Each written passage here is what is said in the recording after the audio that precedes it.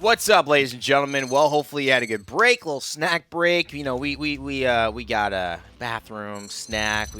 Ready to go for the second half, part 2 here of our PML Monday broadcast. So we're excited, and we're ready to get into North America. As you've been seeing some of the brackets a little bit today, but it's actually time to start getting into the games.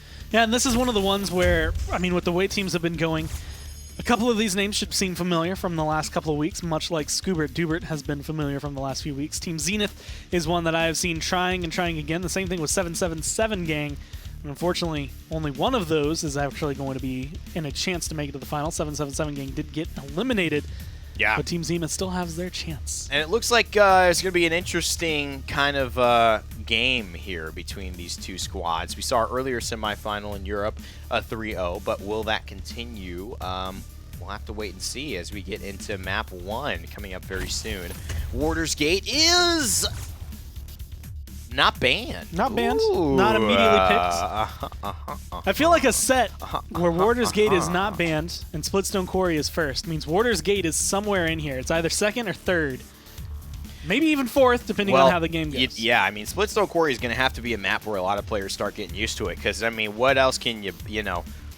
I mean, have four bands. I guess it is kind of like Frog Isle's a weird band or Serpent Beach is a weird band. Like, you'd probably expect one of those to be unbanned and throw Ice Mines in there from a lot of people. But Fish Market, Ice Mines, Timber Mill, you know, Warders Gate, but then you got to play Ascension Peak, Splitstone.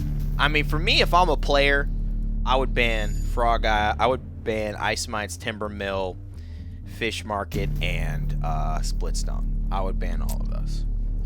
As a caster, I would ban all of those. As a caster, I would ban Ice Mines 4 times. I would ban Ice Mines twice. I like actually casting Fish Market. It's pretty fun. I like that. It's a different pace. Yeah. Then Splitstone's turning into my new Ice Mines a little bit, though. It's turning it a little into that. Because we see it all the time. Makoa gonna make it through and picked up first once That's again. important. Leon got banned of all champions down there. Like the other 3 I'm used to seeing. Leon is definitely out there.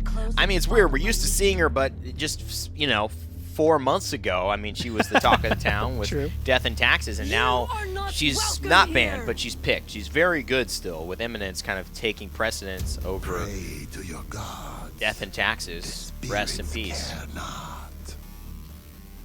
Rest in peace. Actually, don't. Stay gone. Stay gone. No one wants you back. Saris Rest as well. in punk. And so this is the nice, interesting twist I feel like you always get between regions.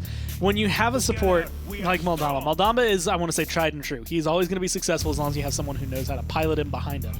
Saris is a little bit easier to pull off, but at the same time, it's a little more difficult. With her recent bust, you can get the Mortal Reach, you have Void Abides built into your kit, so you can heal everyone if they're grouped up. Yeah. But her ult is so useful, especially on a map like Splitstone. It's interesting. There are some shields, but they're not as maybe easy to maneuver around.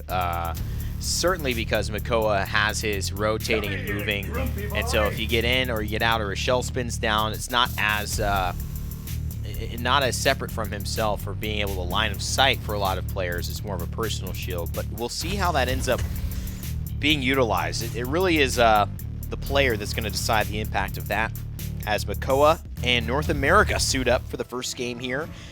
Team Zenith versus Defiance on Splitstone Quarry.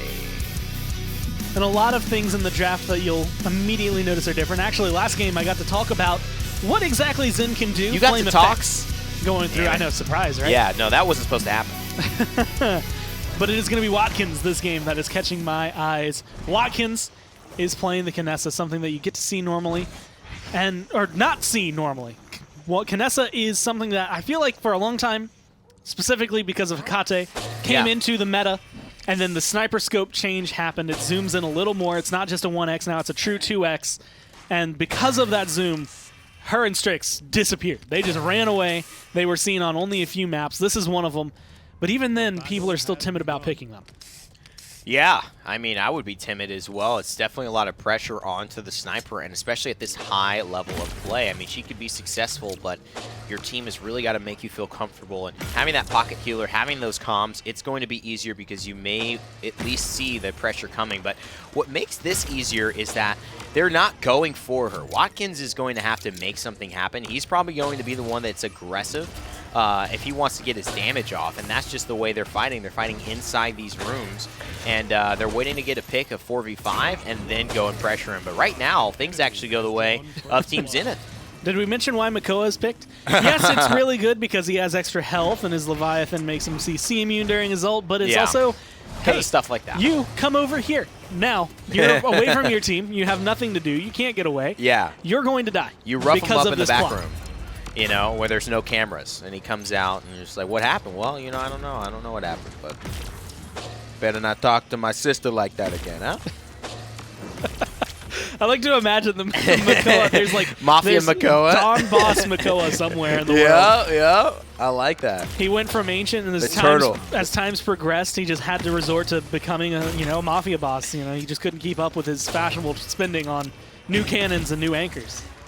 Would you think a better name would be the God Turtle or the Turtle Father? Oh, that's a tough one. The God Turtle I like, but I feel like it feels insinuates like where he is. Yeah, it kind of sells a different story, right? It's like the God Turtle. It's like, well, you know, he has been pretty much first ban for a few years, so I guess that is true. You know what I'd love to see? There's all these funny creative trailers that are made for Paladins in the community, which is one of the great things about it. I'd love to see someone make a movie trailer that's like a funny parody movie with all the the champions and their voice lines and lines in the trailer, you know? Just pretending like remake the Godfather trailer, but just like put in Paladins characters. And when it cuts to them to say a line, like a big acting scene, just like have them say their voice lines. I like the idea. Instead of like, you come to me on the day of my daughter's wedding, instead of that, it comes in as, you dare challenge Makoa. Exactly, right? You can even have a guy like badly voice line it too. Dare challenge Makoa. He goes all out. And if you're wondering, this conversation is sponsored by the third Splitstone Quarry map of the day. Yeah, no, it's sponsored by Splitstone Quarry. And while we have some really good sniper shots coming through, 1 minute and 17 seconds left, and so much can go right or wrong here for Team Zenith. This tangent sponsored by Splitstone Quarry, definitely.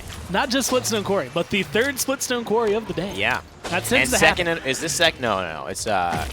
It's been actually 3 out of, I want to say, 4 maps. The last 3 out of 4 maps have been Splitstone Quarry, I think. Yeah. Last best of 5, then we had. Actually, was it? I don't know. Actually, I can't recall. No, it's not 3 out of 4. But still, it's a lot. Also, shout-outs to Satan playing seriously. Also, I mean the player. The player. Yeah. On the Ceres. The wow, that Bomb caught me Scott off guard. as well, making his appearance here. Is there something you want to say, Gore? You need some help. Qualifiers. You need to be healed. You know, I can not think of a more accurate name for Ceres, though. Like, I mean, if you're Right. thinking about No, it, I get it. Yeah. You know, being possessed by the Abyss and all. Yep. I'm excited for this to continue. It seems like it's going to be a heck of a North American second half here. As Satan does have himself a... Now that you said it, I can't. It's I sticking noticed with it, and it's just the first thing that you'll see. Now that, but he's got the convergence ready. So this is interesting, and we talked about the shields blocking it, and line of sight will block it as well. So he's got to be careful that they are available in the right area. That's one. Oh, that was close. Dread Serpent almost put him into the spinning wheel of death. But he somehow gains control of his character right before. You could feel the clinch from here. Convergence comes through. Kalexia going to be able to pick up a kill on the Mage Monkey, kill off that Makoa. But it's not going to be enough. It's still 50% and rising here for Team Zenith as they're just, just complete control. Yeah. And it's all coming down from Watkins. I mean, he's hitting not only a ton of headshots, but 1,500 health to a lot of these people is going to be way too much damage. Yeah, and the problem is, I like they're playing around the sniper, but then they're not like playing. They're not playing Paladins. Playing around the sniper. They haven't gotten on the point at all. They haven't barely gotten a kill. This is not a strategy if you don't have an ending to it. Like, what's the point? No one's diving at a certain point. I mean, they don't have enough burst to contend with it. Maybe they're looking for it from the Cassie, but it's not showing up. And Fernando maybe could have done that job but it hasn't happened. I'm assuming that BK is just really having some struggles there, contending with the Makoa, and the line of sights are really hurting. Yomi with Flame Effects here, who's, talk about him, great player who has really been instrumental in some of the higher levels of PPL, just contributing not only from a coaching level but a play level. It's been very difficult to see anything coming through from Defiance that has shown they have a chance to win in this map. You know, I'm going to say, as probably an aside for anything, since it's now 3-0, Flame Effects has given us probably one of the most poetic moments I've seen in Paladins, which is killing Satan with a flaming sword. Something you don't get to see or say every Satan, day. I shall strike you down with this flaming sword of justice. And unlike every other Splitstone quarry we have seen today, this one is very much in control for Team Zenith. Bon Scott and his crew on the other side. Bon Scott, again, someone who has a pretty big history in the scene. Yeah. Just not quite able to pick up and hit the same level we're seeing out of Zenith.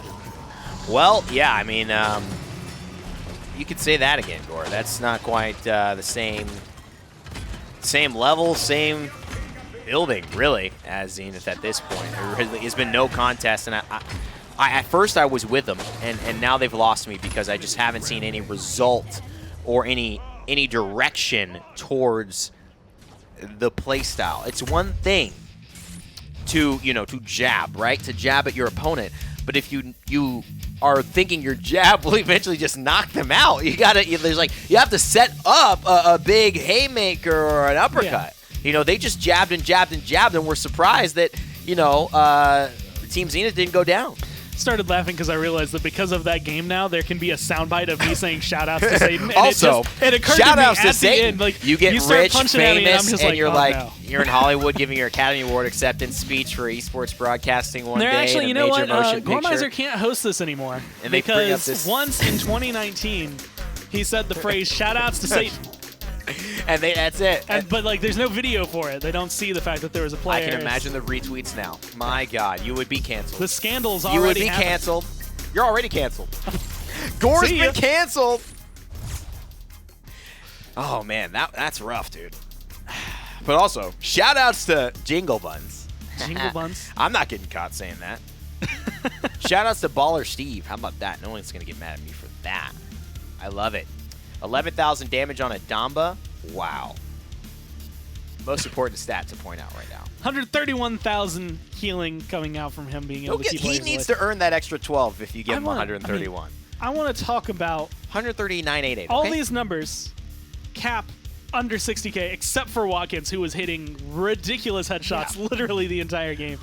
Anytime someone poked out around any of those pillars around the point, that's kind of what happened. Like, that entire game, Defiance didn't exist on the point fight because of Watkins. I mean, for the name being Defiance, they weren't very defiant, and the sniper doing everything that she wanted to do. It seems that going towards the namesake will be the better role. And it's not like they don't have the players to do it. So to me, it was just an outdrafted situation, and you'll come across that in Paladins. It's rough, feels bad, man. You know that this game probably just ain't gonna go your way, especially if you're on Splitstone, especially if you do not pick flank into that sniper. But the key is that might not have been their map. In fact, it could very well have been the map of Team Zenith. They had that planned all along. It was all in the bands. That was their prep. So now Defiance have a chance to maybe swing back and maybe hit a haymaker themselves. A couple of things, I mean, obviously they need to change, but there's most of it in the draft, I would say. It was trying to play around the sniper on Splitstone when you don't have anyone at range to really fight them. You can't do anything about it. You're kind of stuck in that position pretty much for the entirety of the game. Yeah. Here, you get to look through it all, and we are getting confirmation that was Zenith's pick. So they knew what they were getting into immediately. Yeah. And while I'll say that's a great way to start off the set, and usually that's a great way to kind of shut down your opponent's mentality, Defiance are going to know that. They're going to be sitting here like, well, you know what? We still got our map to show off. Having come from a lot of team sports, there are dynamics that you just never know as to why teams do certain things. It could be a coach and his inability to adjust in-game or to change your game plan. In soccer, oftentimes you're playing super defensive and you need to throw another person up top or add another right winger or, change positions with someone. that's what I would have liked to see. So to me, I think Defiance have more to worry about, because to do that, lose so badly, get pushed 2-0, and then do the same thing on point 3 worries me. I hope that with a better draft, they could still do it, but even with that draft, I would have loved to maybe see a change-up of maybe sending a Fernando playing out wide, doing something different as a duo, maybe sending the Bomb King and the Nando together on the outside and giving up that room. You know, I don't know, but I'm thinking Zenith right now have a bit more of a command of their flexibility in Paladins. And there were a lot of players that we saw, and then just name-wise on Zenith, that seemed very comfortable. Flame Effects essentially comes to mind. Someone who's incredibly flexible, did play as a sub for G2 for a pretty long period of time, and now going to be potentially piloting Cassie or Tyra. Either one, I think, is going to work really well here. Whereas on the other side, I mean, Ruckus, Drogoz, Fernando, really, really solid. Grover behind them has not got a 100% win rate today, but has done really well. I think a lot of this for Defiance does kind of depend on, does he stay alive through the fight? Does he die first? Well, anybody dying first is going to have a hard time staying alive throughout the entirety of the fight. That's something my grandmother told me as I was being raised. But in the womb, she said there'll be a game in Paladins you need to remember this statement for, and it'll be when you're older. And that was it. She let me out to play, and I never forgot it. Do you think Baller Steve, this is my last one. Okay. I don't actually promise anything about that, but this is going to be my last one. Do you think Baller Steve is friends with Ball and Barry? Baller Steve and Ball Lynn Barry seems like maybe a mentor. You know, Baller Steve more of a, you know, hey, here's a title. Ball Lynn Barry more of a lifestyle, I think. And so I think maybe there's a master, you know, student relationship there. I mean, to be truly ballin' is something reserved for Barry, and Steve needs to recognize that, and I think he has with the name. Did you expect a different answer? I don't know what I expected, but hey, we hit our first Ball and Barry meme of the year. We did. Boom, knocked it out of the park. And it's not even a console stream. Oh, bless. Oh, bless. Oh, bless. Prior's here onto the point, holding things down for Defiance. Nice little fireball as well. Already like the rhythm of this. We've got Grover healing him up. And on the backside, the Bond Scott on the Ruckus, much more aggressive in this meta. But Mage Monkey finds Jingle Buns, and that is unfortunate. And it will mean that Flame Effects now has a lot more room to wiggle here on this point, and the Fernando damage doing less and less by the second as the Bond Scott gets melted, and it just feels like they are all over the place, Team Defiance. And we actually saw Zenith do something that we've seen today a couple of times, but they literally just split Defiance down the middle. There were 2 on one side, 2 on the other. They had already killed, got that first blood, and then it was just kind of a vivisection. Just cut you off, cut you off, cut you off, and then by that time, you're either retreating or everyone's respawned. Yeah, you've regrouped. We're on the point. We're happy, and we won our team fight. We don't have to worry about anything you have except that damage. Satan gets the kill, but Jingle Buns putting as much as he can onto that. Yeah, and that Hunter's Mark. Oh, no, oh, no. Has this just been on both champions? Okay, it has. I guess this is a Hunter's Mark Tyra. Be interesting to take a look at the loadout being run by Team Zenith's Tyra here, and that's Watkins. Going for Primal Might 3 with a little Ranger 5, Tracker 4. And favored Corey to a little bit of extra ammo, but this is really just giving his team that burst damage onto a target, but also vision, and that's important. The vision is one of the most annoying, I think, aspects, and he's noticeably keeping it on the Drogo so that they don't get flanked, and it's probably why they were able to find the first kill onto Jingle Buns in that early round. Look at it again, the Hunter's Mark directly onto the Dragon.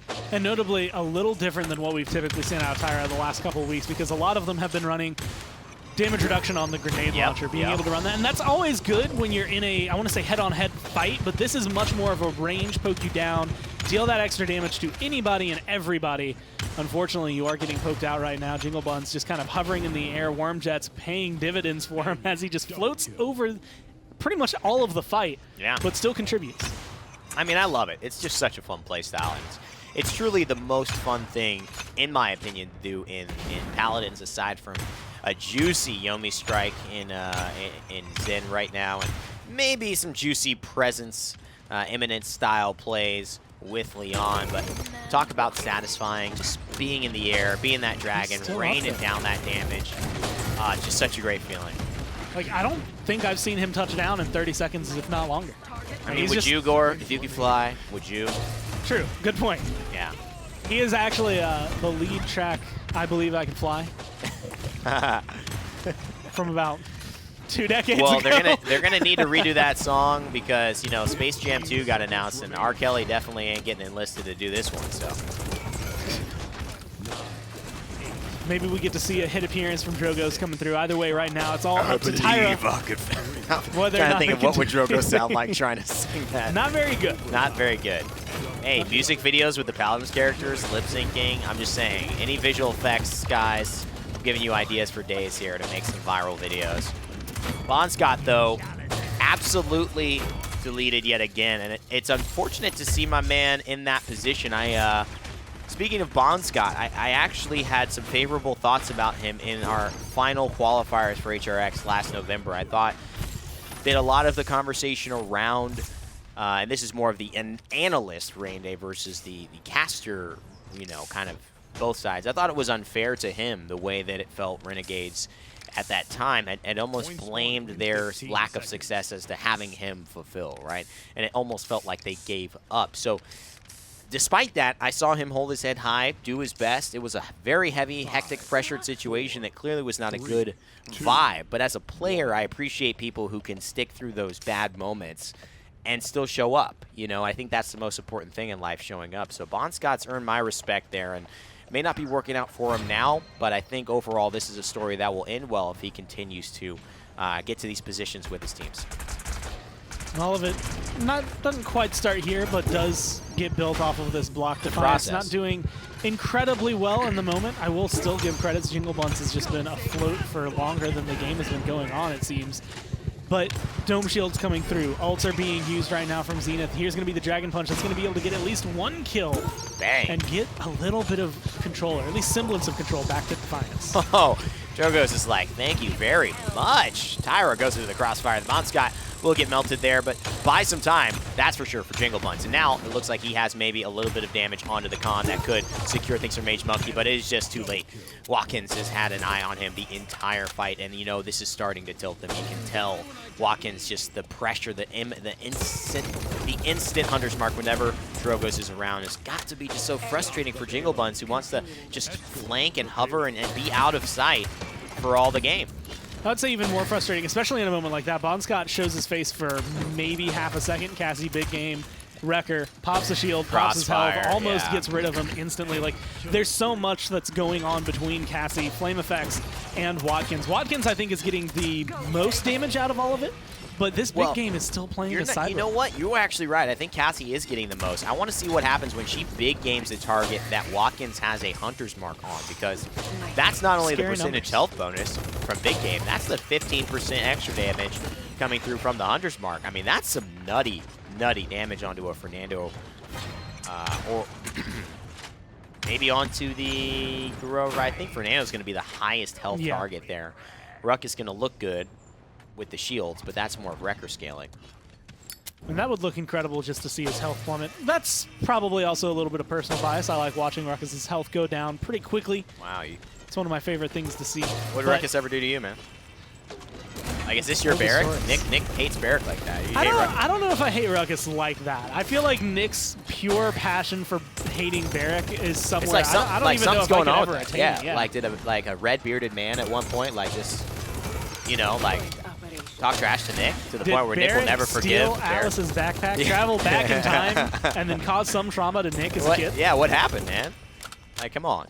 I think what's funny is that despite Nick's just biased, just his unchangeable hate towards Barrack and as a character, I think it's really the turrets. I think it's really that's what it is. But I think he has succeeded really well despite all the trash. He's just somehow found a way to be so successful, fit into so many different lineups. He's a great flex tank, but right now the flexibility is lacking, and is seemingly Team Zenith's game to lose here, as the firebomb will melt down the targets, and Tyra, Watkins, and the rest of Team Zenith will find that Zenith of success, and now push it one more game away from being able to go into the finals. And I think Jingle Buns, looked incredible that game. I think there were a lot of moments overall that the team had that individually they looked promising, but it's just in the grand scheme of it, yes, you were getting a ton of damage from up in the air. No one was really looking at you.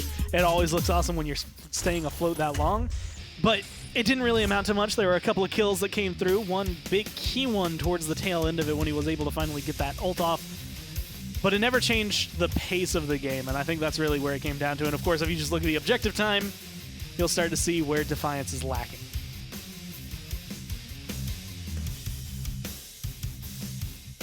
Some post-game stats to wrap it up for you. Not much to say. They pretty much just lost this Confirm game what you saw. pretty Yep. hard.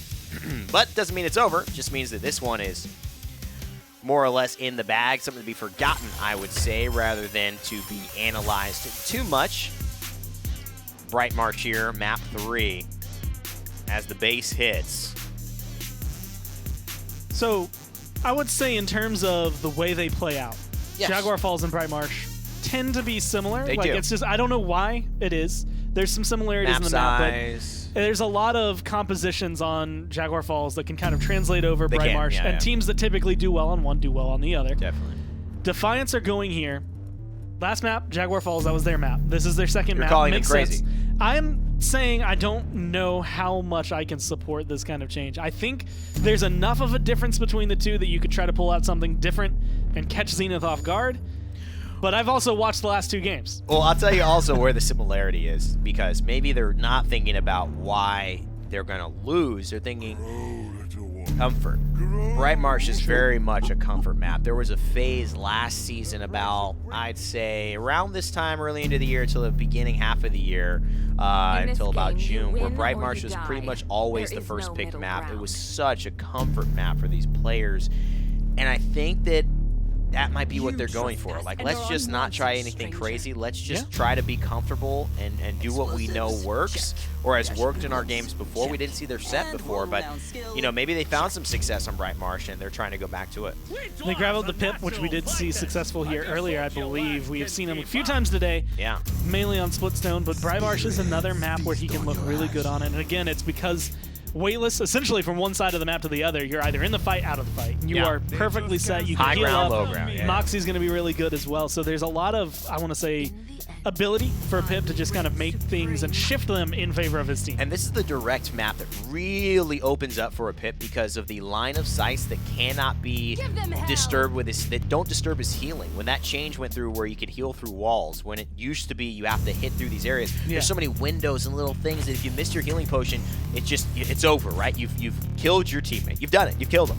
And they were expecting it didn't get there, but now you know that even if you hit the side of the building, if it's just they're close enough, the heal will go through the wall, and you can even get some cards that increase the radius of that heal. Not very popular right now with the Catalyst pips we've been seeing because it's a little unnecessary. It's like trying to, you know, slim up for a swimsuit competition while also, I don't know, trying to get fat. for a fat guy competition. Trying to get like a body and then like a fat guy competition. It's like, it doesn't really make sense. Like, you're doing damage, you don't need to augment your heal. Like, you need to augment your damage and self-sustain.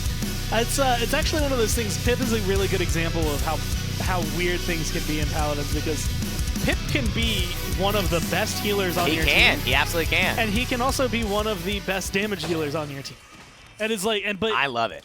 you don't typically get to see that often. I feel like we used to see that maybe a little bit with Grover. Yeah. When we had Ferocity, when it existed, when people remembered you could pick it. And sometimes they might still, and casuals, just to make themselves feel better. But it's just, why do it when you can heal forever? I mean, I get it. I mean, and you know, when you talk about, hey, will I win? I had such a shiver right there. I almost dropped my tea. That was, I guess, it's just cold in here, huh? We're crisp. We're crisp.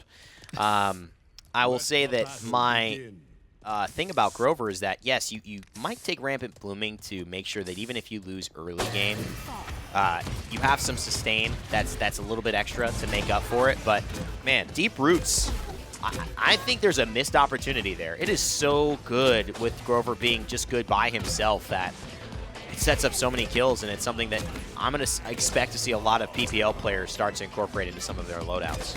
Styles. So now we're watching this Pepper does whatever they can. Unfortunately, actually, fortunately, depending on who you're rooting for, Defiance here going to be able to find first and second blood. Big time. They just collapse most of House Ico, at least the heads of it, as they cut off what is going to be commanding the armies for the Magistrate, and make it a lot easier to be able to sit and hold on to this point. You know, we got character music on in our spectator because we're getting a nice listen to, you know, those beautiful VFX of Jingle Buns. But what's great about Jingle Buns and Pepper and Pip is that this is probably the most, like you mentioned, character that changes the dynamic of Paladins. And from talent to now skin to skin. It could be a completely different character in the realm. Really nice enlightenment that gets good damage, but it's completely negated by the Whirlwind from Grover, and it's going to force Team Zenith back. Looks like early game has gone their way, but Ninny's still alive somehow and fighting. I guess Maldama's doing enough. And there's the Dread Serpent. Can they pull it back around? Gora, it's looking pretty helpless here. Honestly, Zenith are in this awkward position where they just don't seem to know what to do. That was such a good stun. Had to be a little luck. Little luck, yeah. But it was so good looking. And now you have an Evil Mojo coming through, a couple of kills potentially coming off of this one, at least one. But it seems like Zenith just don't know what to do with the Pip. And that's kind of what we've seen today. When Pip comes out, there was the first game on that split stone where if Adam had played even just a tiny hair better, then that game was going to be for their team. Right here, it's the same kind of instance. They don't know what to do against this Pip. They don't know how to deal with it. Evil Mojo is so good, and their mobility is just having them all over the place in every single fight. You can't really lock them down. Yeah, it's very difficult. It's just so much wiggle room. And, you know, the in and out of Bright Marsh where slide to the left, C5 people, slide to the right, you're safe. Pip does that almost now better than anybody. Yeah, now crisscross, right? Everybody clap your hands. I think Pepper. You're doing all right there, Pipper. You're doing all right there, Pipper. Well, Pipper could be the I don't know. I'm not going into that. I made a mistake. We've seen their grandfather, the Pipper, yeah. On Bright Marsh. Their grandfather calls her Pipper. Well, this is the home of the Vulpines. If you guys are new to Paladins, this is exactly Pip and Pepper's map. This is where Pip somehow, with a crazy concoction, brought this new character in Paladins, Pepper, into the realm, and is the same type of Vulpine, has the same kit, but a new character indeed. That is what has been. That's the lore. That's the canon of Pepper, and why you're seeing a different look to what you may have thought was Pip. A nice Evil Mojo there. And although Fem Effects finds Jingle Buns in the process, they do take down the front line Ninny. And they're going to take down Flame here, although he is going to get one kill as well onto the Grover. Dash up, stun, damage. I'm waiting to see, honestly, if Zenith have anything to respond with. Pepper, as of right now, Pip is just doing so much. The true FPS experience. Kalexia doing exactly what you would expect. This is the gameplay. This is exactly what Vivian is. This is what you can expect. The only difference is when the Sentinels are up, there's a little bit more sound on the side. Hot Vivian gameplay. Hot Vivian gameplay. Coming at ya. A almost literal human turret right next to Ruckus. Forgot his name for a second. Unfortunately for them, Vivian is being able to just kind of hammer all this damage down while Pip. You got me doing it. Pip is giving them so much trouble. Selt and Pipper. Selt and Pipper on my boiled eggs, please. As you see a nice support-style aggressive play. Mage Monkey, though, with a good commander's grab and tosses Pyrus out of there. Wow, the damage. I mean, just instantly deleted. 1-1 here goes the score, and it's good and bad. Yes, Defiance won the first fight, so they got that advantage. You see Satan now with, level 2 Chronos, level 2 morale boost. That's pretty good. You laughing at the name still? And then Team Zenith. But no, just hearing it. Satan with a level 2 Chronos. So casually, level right? 2 morale boost. I don't know. The one thing, the think reason about I it. always love community tournaments, the reason I love open bracket qualifiers is because you get to see some of that. The fun names. 5, 4, but at this rate, 3, depending on how things go, Zenith might have themselves become too much of a staple in the minor league for any names to be comedic. Yeah, I mean, it's a little, it's not as brand friendly as you might want it to be. No. You know, if you're trying to get that like you know, Snickers sponsorship or something, you may want to think about it. You know, if you want to work with No Chips Cloud9 Ahoy. Satan. Yeah. If you want to be on the Frosted Flakes box, you may need to maybe family friendly that up a little bit more. But you know, it is what it is, man. Everybody's got their own personality, their own style, their own history. History of names is always very interesting to me. The Bonscott here trying to body block an unblockable without the shield. The intentions are on point, but not going to do much. Include some of the vision, and now Jingle Buns looking for a nice Evil Mojo. Fire play right there. Great stuff, great movement. Good ultimate from the Bonscott, but the pressure's not taken. I would have liked to see a little more aggression there, at least get on the point. The heal, not enough, and he goes down. Are you kidding me? Feels like a mismanaged opportunity, and yes, you can fly through the wall if he picks you up with that ultimate. So do mind where you're stepping. Now the damage is going to be coming through as well. You have the 20 shots because this is a Vortex Grip Con, so he's looking for stuns, but he's still got a ton of damage underneath it. The Dread Serpent going to be able to line him up a little bit. Grover just barely getting away because of the balcony, but the damage is set, and both front lines are gone right now unless Jingle Buns can come out with a crazy play. Got him. That is Zenith's pick. Wow. I've never seen forehead damage before, but I think that's what happened when he threw Vivian all the way up. All the way up. All the way up. Into the, what is that even called? What is that thing called? Pillar? I guess. Not really. Pillars are vertical. I mean, I guess you could have horizontal pillars, but what is that thing? That arch? It's not an archway. What is that? That connects these two buildings. You know, what we're kind of looking at right now. What is that called? You know, my sister-in-law is an architect. I feel like this is something I should know just through some sort of conversation. Yeah, relation. But, you should be smart about this stuff just by relation, Core. it's where plants hang. It's where plants hang. A spot for plants. It's a spot for plants I'll buy it. on this luscious map. Yeah, I'll buy it. You threw a nice word in there. I'll give it to you. Minute and 30 seconds left now on the push. Continuing to apply this pressure. Flame Effects has been a pretty consistent threat in this game and will continue to do so for the remainder. He is alive, and it seems like he's been alive for quite a while now. Finally going down thanks to the help of Jingle Buns, who has maintained a strong presence on this pip, despite it not working out for his team and Defiance in general in this set. This could be the 3-1 that guides it to a 3-0. It has just been a very good solo performance for sure on some of the mechanics of Pip on Brightmarsh. And honestly, I feel like Jingle Buns got a good showcase of Drogo's last map, but this is an even better showcase of Pip, just in terms of what he's able to accomplish using this kit on this map. So far, it's been a lot of control. The blaster play is insane, but it hasn't been insane enough to stop this push fully. They're all regrouping. This is just taking some patience. You can see those axes hitting. Now the dome shield is before they were getting some good damage, but the heals are on point.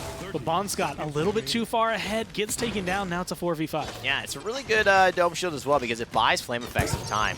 And Flame has now bought so much time just because you could see how important he has been to Grover. Just that's where all the axes have been concentrating their efforts on. It feels like it's probably not even worth it shooting these front lines with the amount of healing that they've been getting. Dropping down, going into the whirlwind as well. This is good pressure, good damage from the Bonscott, realizing this is the moment to continue. And it's going to be a 2-2. The defenses have held strong for both of these teams. And it's just a matter of who can capitalize here. All squared away 10 minutes through. And game number 3 here in our first semifinal in North America. 2-2, and I'm going to be 100% from what I'm seeing right now. Bonscott, Pyrus, Calexia, Satan doing whatever they can. Jingle Buns is buying them a lot of time. There's a lot of moments where I've seen Grover kind of apply that pressure, those axes hitting, constantly keeping Flame Effects kind of under wraps. Oh, yeah. Definitely stalled Team Zenith, but I feel like Jingle Buns, specifically on this pip, is just causing them so much trouble. They can't get aggressive. The front lines will get Evil Mojo'd if they get too aggressive, or they get slowed and they can't escape the rest of the damage. Like, it has been the perfect utility so far. Now with this 6th streak, looking to potentially turn it even higher. Gonna take to the window once again. I'm just jamming out to this music, man. Pepper is a blast. You gotta be ready for the dance jams coming through for Pepper if you're gonna play her, because man oh man, she keeps the party going. I'll tell you that. She's the one who doesn't want to go to bed. She wants to say, what are we doing next, guys? 2 a.m. Where are we heading next? So Pepper is the Realm's version of Anatoly. Yeah. It's 2 a.m. Exactly. Where are we It's 2 going? a.m. Where are we going? Night's just started. For most humans, maybe the night might be ending, but no. Pepper, Anatoly, they've got different plans. Both great. Very fun. And Baller, and Baller Steve in the back line. I mean, I got to mention this out as well. 13th streak. Pretty good for a team right now that has not had the strongest of moments in this game, despite having a dominant performance in this set overall. But it's just been very hard for Defiance to find any answers onto this Moldamba, playing the angles perfectly. And there it is, the Vivian ultimate. They know they are going to be facing a little bit of pain if she can spot them out. But the problem is, do they know that Khan is about 10% away from his ultimate again? I mean, being able to do whatever they can there. Evil Mojo used. Nini dead. The question is whether they can continue that. Oh, they are just demolishing this Khan health bar. Almost zero. Gonna finally fall down. No. Does escape. Is wandering around. Tries to touch, but Mage Monkey not gonna be able to stay alive long enough. Flame and crew trying to retreat, stay alive. But Jingle Bun says wow. No. Well done, indeed. I mean, they definitely pulled this around. Team Zenith still have a Moldamba who's on a 13 streak, which means there's really just been no reason for him to continue. The fight was already lost at that point, so he decided to save his streak. But man, oh man, I mean, this is definitely a good performance here, and you're right, Jingle Buns has been carrying the squad. The pressure from the Pip, and we've seen it on Bright Marsh again and again. I don't know if it's a home court advantage. I don't know if they get extra damage or not. Just what do you think you're doing? But it certainly feels like they get a little boost somehow, maybe just morally, mentally. a morale boost, if you will. Yeah. Morale. Either way, going to be coming through, feeling comfortable, confident. And the one issue, the only worry I have, is this is a literal complete different look for Defiance than the last two games. And it feels like... Is this their flex look, or is this their... This normal? Right. Where the last two games a fluke? Right. What's been going on there? Because 2 4-0s in a row typically does not mean Zenith is going to get potentially 4-2'd right here. That means that you have something going on for you on Bright Marsh that is going well. Well, we've seen it. We've seen it here. Because Defiance take advantage of what is a very snowbally composition, I think. And Team Zenith may be working so well, they were essentially ahead of the curve for so long that they slowed down what was the inevitable steamroll towards the end of that one. It's unfortunate to see it go down that way if you are a Team Zenith fan, but Defiance grabbed their first win, make this set a little bit more interesting. And this is, again, the only time I'm going to be worried. They did really well there. And I want to, again, say credit to Jingle Buns. Although, Kalexia putting himself at the top of the damage charts right behind, well, Flamefax and Watkins. Top for his team, though. A lot of control coming down from those two. But the question is, how well can you keep that up? Is it this game, after you were 4-0'd, you finally rallied behind, the Pip is the answer? Or is it Pip was maybe not necessarily the lucky draw, but Bright Marsh worked out well? We've seen Pip Grover be pretty strong. I mean, not only do they both bring good damage, Pip brings some nice, like, pocket, like, burst healing that just, you never know when it's coming or where it's coming, especially for him on Catalyst, enables him so much to be a damage threat. His mobility is bar none. He also is just a very, very great ultimate to have on your team that can, anytime, you could wipe the best team in the world with a good Evil Mojo and turn the tide of a fight. You know, you may not be able to zone well, but you could at least win that fight with a good Evil Mojo. You can't say that about every ult, you know? Definitely can. Most people don't have Evil Mojo. You are not welcome here. Exclusive. Except all of our employees at Evil Mojo. Evil Mojo. They all have that Evil Mojo. They all have it. I don't even know where my mind was going. I had a question, but it didn't make any sense. Does it make you think that maybe our studio is really all because of Austin Powers?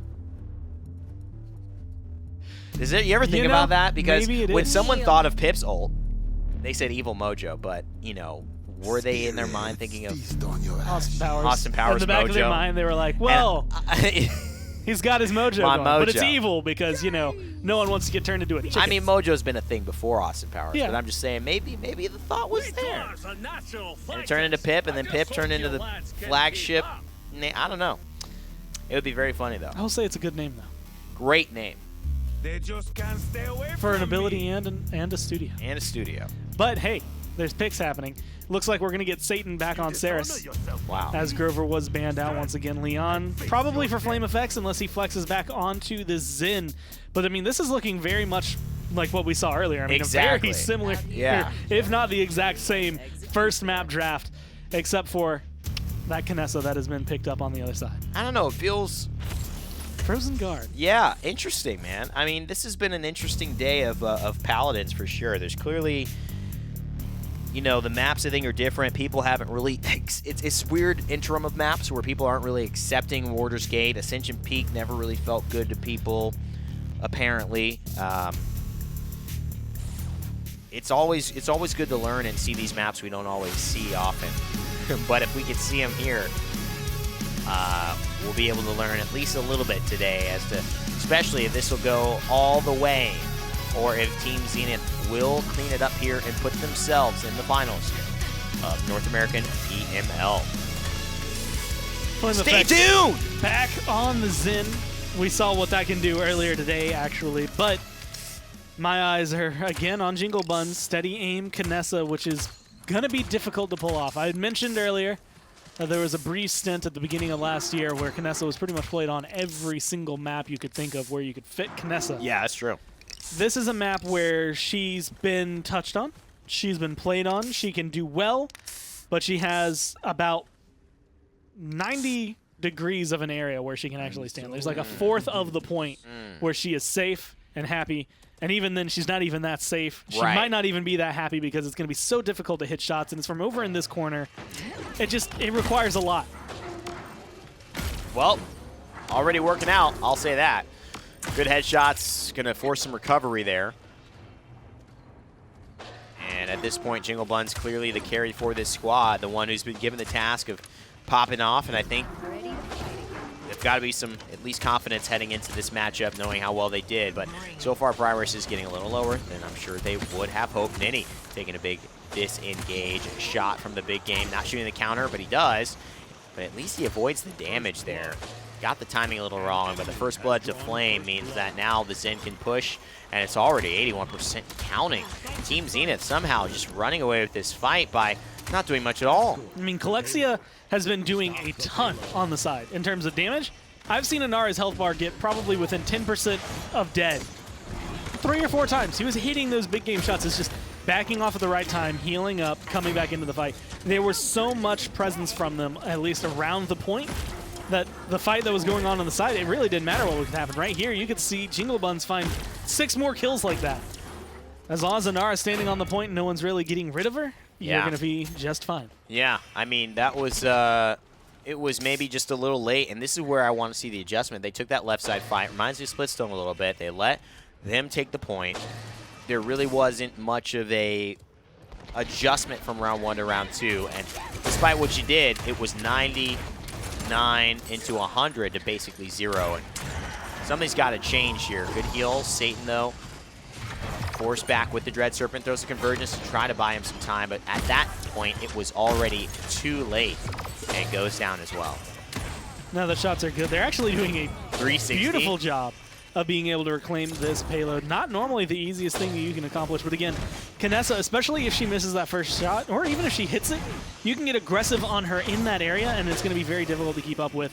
Your front lines on the side of Defiance aren't the tankiest. Khan, definitely tankier than Barrack. Barrack with his shields can do a lot, but it just doesn't seem to be happening the exact way you would want it to line up. The stars aren't aligning here for either of them, so Defiance, the minute they lose one, the pressure almost seemingly makes them collapse. Yeah. It's an interesting spot here. You're seeing a lot of healing coming through, but it's unfortunate because there's so much pressure coming through from the Yomis in as well. That healing, if it goes and pressures out anywhere else, it's going to be such a nuisance to try to give to your DPS, because there it is, Pyrus needs it now. And now the Kinessa can't get it. So now he's going to go for the Ceres. And that's an early kill. He's going to find it, but he cannot get into the Billow in time. It was a full commit, and it just doesn't quite pay off. But I like the idea and the confidence there from Team Zenith. good shots coming through, but again, this is a very defendable map. It's very easy for the defense. You have high ground, the base, they literally are coming down right at you. You have full vision of them no matter what. They cannot approach the base without you being able to see them. And so it makes it a little bit easier to kind of keep your eyes on them, get that damage down. But this is going to be an overtime tick. They are able to touch down and at least kind of keep that timer going. Bon Scott, the rest of the team kind of kept at bay. Yeah, and this is a precarious spot whenever that overtime ticks away because people are thinking, okay, I got it.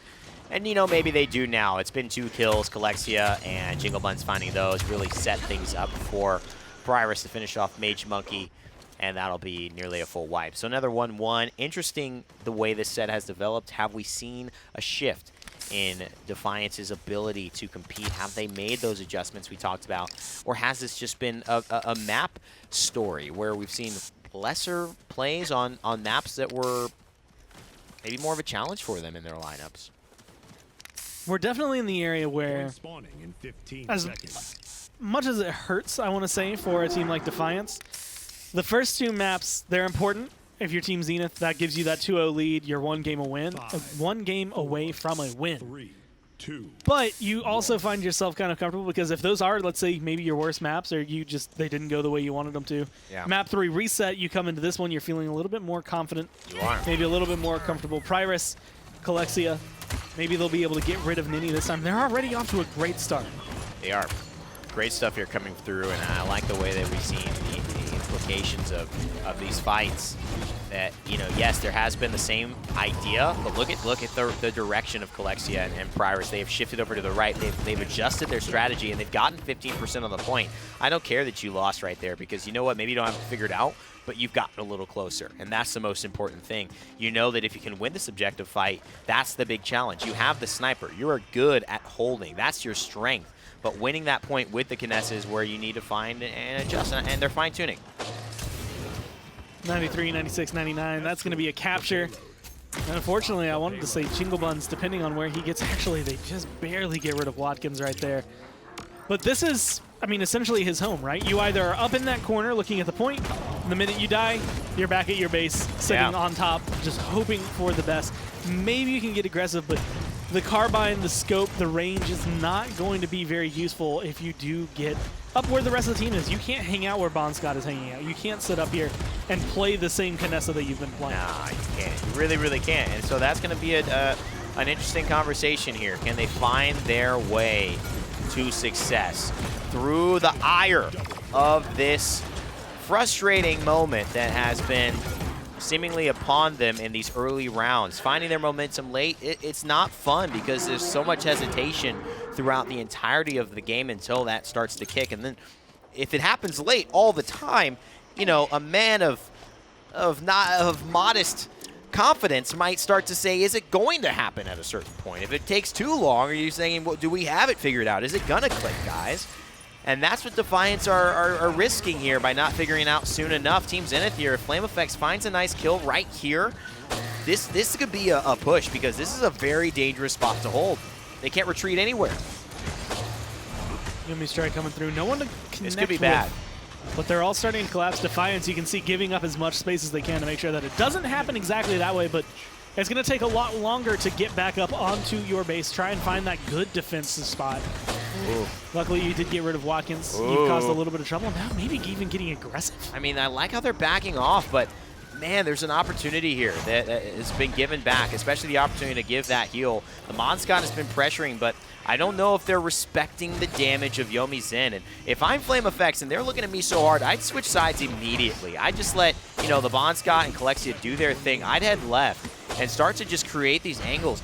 I don't know if I appreciate the patience on the side of the Zen, who is one of the only characters who has 2 forms of, like, essentially invulnerability that can actually pressure the Kinessa out right now. He should be in that backline, in my opinion. Looking for whatever he can. Unfortunately, there's so much, I want to say lockdown, hit scan lockdown specifically, that is going to make it difficult to even just try and find a peak. Right now you can see the low health bars Zenith looking to potentially lose, but it's going to be Flame Effects 2 kills, maybe even going to be able to make it a third. This is a full wipe. This is scary. Unless they, yeah, that's up. I mean, you hold right there. Where do you go? That's Frozen Guard for you. You hold up top, cool. But you hold in the middle, that bait was perfect. And in fact, maybe it was Team Zenith talking and saying, guys, pull back, let him pull out even farther. Because now we have all this momentum heading into it. And Mage Monkey up top, now he's going to wait. Now they can't look at him. They have to look at the point. It's a 6-man acting for him. He's going to break the shield. Thanks to the spite, that's going to put Bonscott in trouble because he now has to use his CC immunity. And it's not CC immunity, his damage immunity and that heal. Satan's forced to go down, no healer. And it's a 3-1 Team Zenith just like that. Beautiful maneuver to take the lead. At the very end of the round as well, you have that, again, kind of dissection. The team is just spread out. They're all over the place so that the healing isn't going to be able to hit multiple people, especially with the Ceres. You're having to aim. You have to choose, who do I look for here? And at this point in the game, you can see two cauterized 3s, 1 cauterized 2, and then Watkins, because he had died as many times as he did, actually worked out. Got to spend some of his credits mid-round and then come back with a caught 1 and a record 3. Shields do not mean anything to this Leon, and the health bars are not doing a lot. The healing coming down from Ceres, especially with only 1 rejuvenate on the board, is just not enough to combat what Zenith are putting out. Yeah, and you know what? To me, that's where Zenith started to, they re-cemented their control of this set, that exact moment where they pulled them back, they kind of baited them out in that situation, and then said, now we are ready to attack. It almost meant like a puppet master controlling the strings of someone who feels like they have their own life, but they're really just Pinocchio behind the scenes, you know? And they're lying to themselves all along if they think they had control. 45%. But that shield is melting, and so is the time Defiance have to make any more mistakes, and that looks like the first, maybe the last one that they'll be able to afford here as the shield goes up, but that's all the shields left for this fight for them. This team is melting. This looks like it should be the win, and unless something crazy happens, which I don't see it happening, Team Zenith will be moving on to the finals.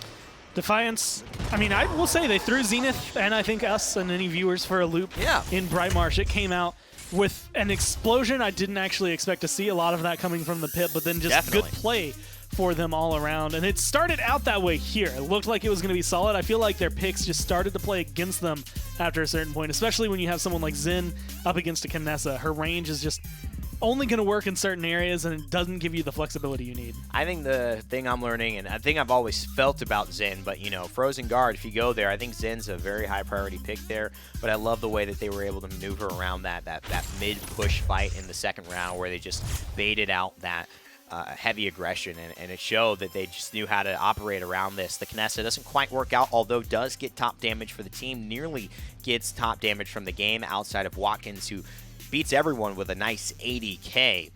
And that baller streak, that baller Steve kill streak on a 17 again. Pretty much the undying there in the support role.